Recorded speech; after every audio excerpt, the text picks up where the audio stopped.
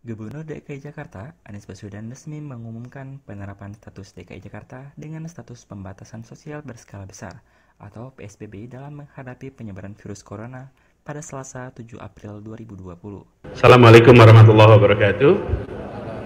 Selamat malam dan salam sejahtera untuk semuanya. Baru saja kami dari seluruh jajaran Forum Koordinasi Pimpinan Daerah Pemprov DKI Jakarta atau Forkompimda menyelesaikan pembahasan terkait dengan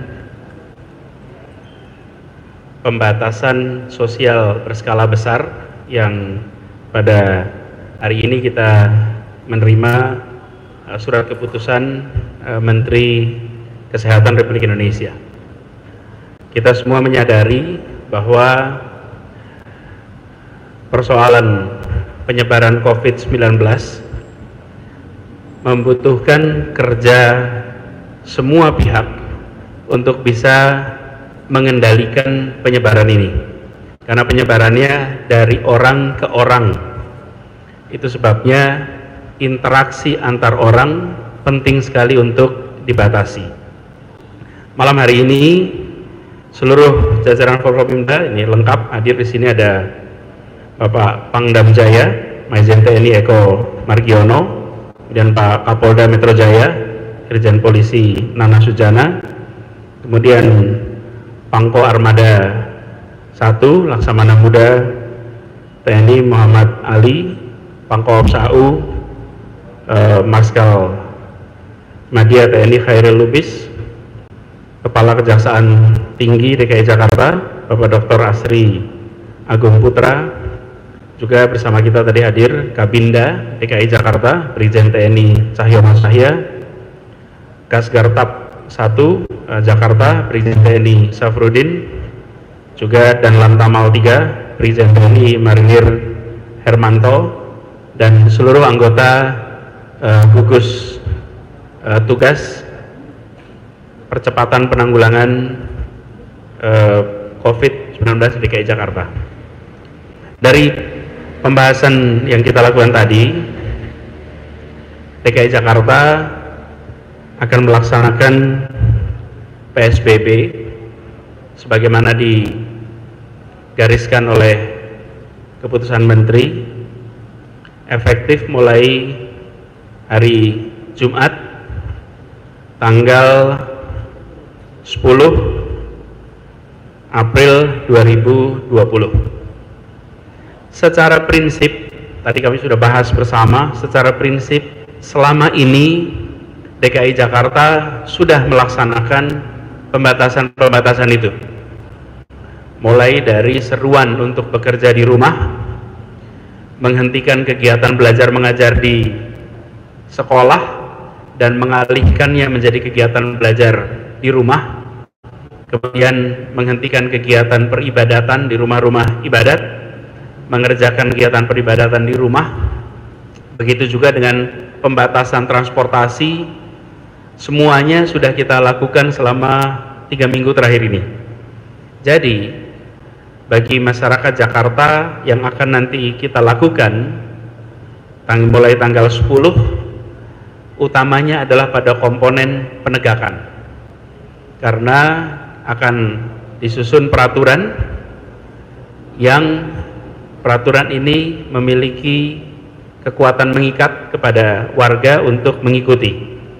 Jadi kita berharap pembatasan nantinya bisa ditaati, sekaligus menjadi pesan bagi semua bahwa ketaatan kita untuk membatasi pergerakan, membatasi interaksi itu akan sangat mempengaruhi kemampuan kita untuk mengendalikan virus ini. Bapak Ibu sekalian yang saya hormati, ada beberapa prinsip yang nanti akan kita tegakkan di dalam pembatasan ini. Pada intinya, kegiatan belajar akan terus seperti kemarin, tidak dilakukan di sekolah tapi dilakukan di rumah. Kemudian semua fasilitas umum tutup, baik itu fasilitas umum hiburan milik pemerintah maupun tempat hiburan milik masyarakat, taman, balai pertemuan, ruang air Petra, gedung olahraga, museum, semuanya tutup. Kemudian terkait dengan kegiatan sosial budaya juga sama, kita akan membatasi itu. Pernikahan tidak dilarang, tetapi dilakukan di kantor urusan agama. Kemudian resepsi ditiadakan. Begitu juga dengan kegiatan-kegiatan perayaan lain seperti kegiatan ritual khitan, tapi perayaannya yang ditiadakan. Jakarta adalah kota pusat kegiatan perekonomian di Indonesia. Karena itu, dalam mengatur ini, kami membagi ada 3 sektor utama. Satu adalah pemerintahan. Pemerintahan terus menjalankan fungsinya. Pemprov DKI, kepolisian maupun TNI, semua tetap berjalan seperti biasa. Yang bisa bekerja dari rumah diatur oleh atasannya untuk bekerja dari rumah. Tapi pelayanan jalan terus, karena itu tidak ada yang tutup. Kemudian untuk dunia usaha, kita akan mengatur bahwa kegiatan perkantoran dihentikan kecuali beberapa sektor. Ada 8 pengecualian. Pertama adalah sektor kesehatan, kedua sektor pangan, makanan dan minuman, ketiga adalah sektor energi. Ini seperti air, gas, listrik, pompa bensin, itu semua berfungsi seperti biasa. Kemudian sektor keempat adalah komunikasi. Di komunikasi baik jasa komunikasi sampai media komunikasi itu bisa berjalan. Kemudian yang kelima adalah sektor keuangan dan perbankan, termasuk pasar modal, itu semuanya berjalan seperti biasa. Kemudian kegiatan logistik, distribusi barang itu berjalan seperti biasa, jadi tidak, ini dikecualikan. Lalu yang ketujuh adalah kebutuhan keseharian, retail seperti warung, toko kelontong yang memberikan kebutuhan warga itu dikecualikan. Dan yang kedelapan adalah sektor industri strategis yang ada di kawasan ibu kota. Jadi semua kegiatan yang lain akan dianjurkan untuk bekerja dari rumah, dan 8 sektor ini, sektor kesehatan misalnya, itu diizinkan untuk tetap berkegiatan, dan ini bukan saja rumah sakit atau klinik, ini termasuk industri kesehatan, seperti misalnya usaha memproduksi sabun, usaha memproduksi disinfektan, itu sangat relevan dengan situasi sekarang, jadi tidak berhenti. Begitu juga dengan kegiatan organisasi sosial yang terkait dengan penanganan wabah COVID-19 bisa terus berkegiatan seperti biasa. Misalnya lembaga-lembaga pengelola zakat, kemudian lembaga pengelola bantuan sosial atau NGO di bidang kesehatan dan yang terkait dengan penanganan COVID itu bisa berkegiatan. Bagi sektor-sektor yang tadi dikecualikan, mereka semua harus melaksanakan kegiatan dengan mengikuti protap penanganan COVID-19. Artinya ada physical distancing, mengharuskan penggunaan masker, kemudian mengharuskan untuk ada fasilitas cuci tangan yang mudah dan melakukan cuci tangan yang rutin. Jadi protap itu dilakukan. Lalu terkait dengan transportasi umum di Jakarta akan dibatasi jumlah penumpang per kendaraan umum, akan dibatasi juga jam operasinya menjadi jam 6 pagi hingga jam 6 sore. Ini berlaku untuk semua kendaraan umum yang beroperasi di Jakarta.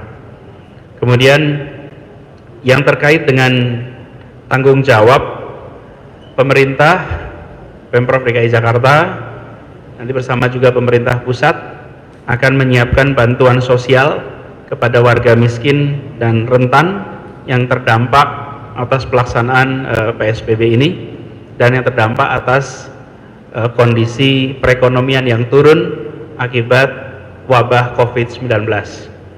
Jadi kami di Pemprov DKI bersama dengan jajaran TNI dan kepolisian, insya Allah mulai hari Kamis yang akan datang, hari lusa, akan mulai memfasilitasi distribusi sembako kepada masyarakat di kawasan-kawasan padat dan masyarakat yang memiliki kebutuhan.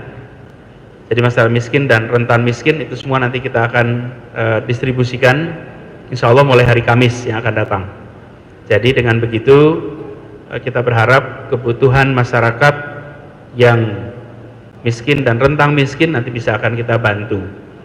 Di sisi lain kami meminta kepada seluruh masyarakat untuk mentaati ketentuan ini.